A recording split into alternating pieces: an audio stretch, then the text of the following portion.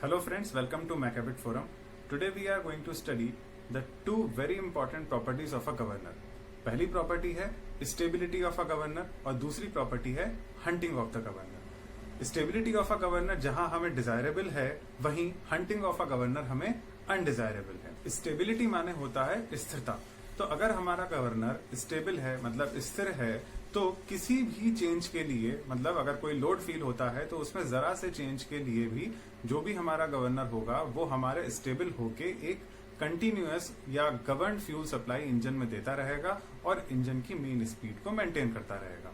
जबकि हंटिंग जो होता है, हंटिंग में क्या होगा, हंटिंग में जो हमारा गवर्नर की स्लीव है वो बार बार फ्लक्चुएट करेगी और एक इररेगुलर फ्यूल सप्लाई हमारे इंजन में प्रोवाइड करेगी किसी भी लोड वेरिएशन के लिए.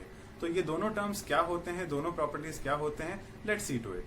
Technical definition of the stability of a governor says a governor is said to be stable when for every change of speed the configuration of the governor remains definite.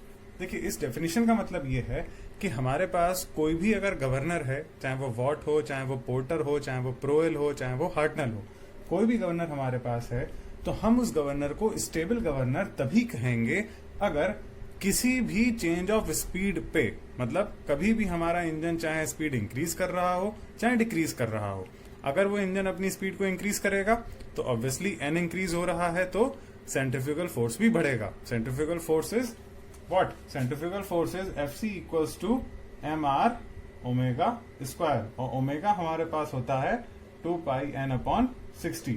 तो अगर कोई भी engine speed को बढ़ाएगा तो हमारे पास N बढ़ेगा, जिसका मतलब ओमेगा बढ़ रहा है. ओमेगा बढ़ेगा तो सेंट्रीफ्यूगल फोर्स बढ़ेगा, जिसकी वजह से हमारा रेडियस ऑफ रोटेशन जो है वो इंक्रीज करेगा. तो किसी भी चेंज ऑफ स्पीड, अगर स्पीड इंक्रीज हो रही है तो रेडियस ऑफ गवर्नर हमारा बढ़ेगा और स्पीड डिक्रीज हो रही है तो रेडियस ऑफ गवर्नर हमारा कम होगा. तो स्टेबल गवर्नर हम तभी कहेंगे जब किसी भी चेंज ऑफ स्पीड के लिए हमारे पास गवर्नर की जो कॉन्फ़िगरेशन है वो हमारी डेफिनेट रहे उस स्पीड के लिए. अगर स्पीड बढ़ी है तो रेडियस ऑफ रोटेशन बढ़ने के बाद में स्टेबल होना चाहिए, चेंज नहीं होना चाहिए. और अगर स्पीड कम हुई है तो स्पीड कम होने पे रेडियस ऑफ रोटेशन कम हो जाना चाहिए और उसी पे स्टेबल रहना चाहिए. मतलब गवर्नर को जैसे ही स्पीड चेंज मिलेगा, स्पीड चेंज मिलते ही उसके अंदर वेरिएशंस होंगे, तो स्पीड चेंज होने की वजह से या तो स्लीव ऊपर जाएगी या नीचे आएगी. तो जब वो अपनी पोजीशन को अटेन कर ले तो वहां पे उसकी कॉन्फ़िगरेशन चेंज नहीं होनी चाहिए. तो हम इसको ये भी कह सकते हैं, for every speed there is only one radius of rotation of the ball for equilibrium. मतलब कोई भी स्पीड हमारी हो, यही चीज अभी हमने देखी है, कोई भी स्पीड हमारी हो तो उस पर हमारा रेडियस ऑफ रोटेशन एक ही होना चाहिए. ऐसा नहीं होना चाहिए कि वो बार बार हमारा रेडियस ऑफ रोटेशन कभी बढ़ रहा है या कभी हमारा कम हो रहा है. इसको आप इस तरीके से लाइन में समझ सकते हैं. अगर स्पीड हमारी बढ़ी है तो ऑब्वियसली रेडियस ऑफ रोटेशन हमारी इंक्रीज होगी और इंक्रीज होने के बाद जो कॉन्फ़िगरेशन गवर्नर अटेन कर लेगा वो वही मेंटेन होनी चाहिए, तभी हम उसे स्टेबल गवर्नर कहेंगे. सिमिलरली अगर हमारी स्पीड कम हुई, कम होने के बाद में ऑब्वियसली स्लीव नीचे आएगी, उसका रेडियस ऑफ रोटेशन कम होगा. तो ऐसे में जब उसका रेडियस ऑफ रोटेशन कम हो जाएगा तो गवर्नर उस पोजीशन पे आके अपनी कॉन्फ़िगरेशन को स्टेबल रखे, ना कि बार बार चेंज करे. तो ऐसे गवर्नर को हम लोग कहते हैं स्टेबल गवर्नर और इस डेफिनेशन को हम लोग कहते हैं stability of the governor. On the other hand we have the hunting of the governor. Hunting of the governor क्या है? A governor is said to be hunt if the speed of the engine fluctuates continuously above and below the mean speed. mean speed वो speed होती है एक average speed जहां पे governor हमारा stable रहता है.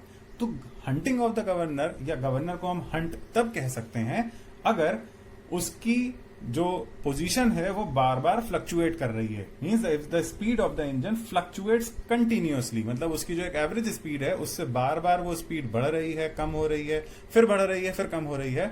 तो अगर ये प्रोसेस कंटिन्यूअसली हो रहा है, मतलब हमें इक्विलिब्रियम नहीं मिल पा रहा है, तो ऐसे गवर्नर को हम कहते हैं हंट गवर्नर. और ये जो प्रोसेस होता है इस प्रोसेस को कहा जाता है हंटिंग ऑफ गवर्नर.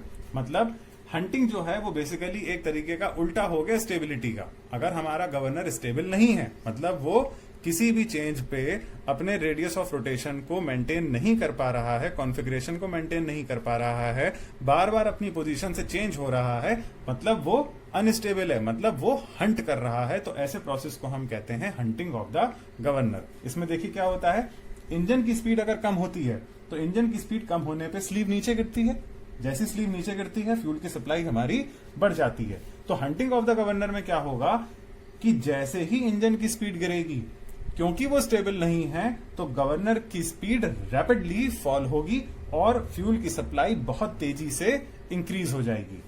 दूसरा, अगर इंजन की स्पीड बढ़ेगी तो इंजन की स्पीड बढ़ते ही स्लीव एकदम से स्पॉन्टेनियस रिएक्शन शो करेगा, सेंसिटिविटी दिखाएगा, और सेंसिटिविटी दिखाते हुए स्लीव बहुत तेजी से ऊपर की तरफ राइज करेगी, जिसकी वजह से फ्यूल की सप्लाई एकदम से नीचे गिर जाएगी। तो जैसे ही फ्यूल की सप्लाई कम होगी, ऐसे में क्या होगा, फ्यूल की सप्लाई कम होते ही इंजन के अंदर एकदम से ड्रॉबैक आएगा और वो इंजन की स्पीड को बहुत मिनिमम कर देगा।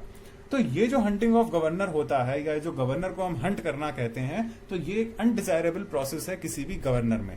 अगर हमारा गवर्नर एक लिमिट से ज्यादा फ्लक्चुएट करेगा, मतलब अगर वो बिल्कुल फ्लक्चुएट कर रहा है और हंट कर रहा है, तो वो गवर्नर हमारे इंजन में फ्यूल की सप्लाई को बहुत तेजी से फ्लक्चुएट करेगा, जिसकी वजह से हमारे इंजन में जर्क मिल सकते हैं, हमारे फ्यूल की जो इकोनॉमी है या जो इंजन की इकोनॉमी है वो डेफिनेटली हमारी खराब हो जाती है, और एक हमारे इंजन को ये ड्रास्टिक इफेक्ट देता है।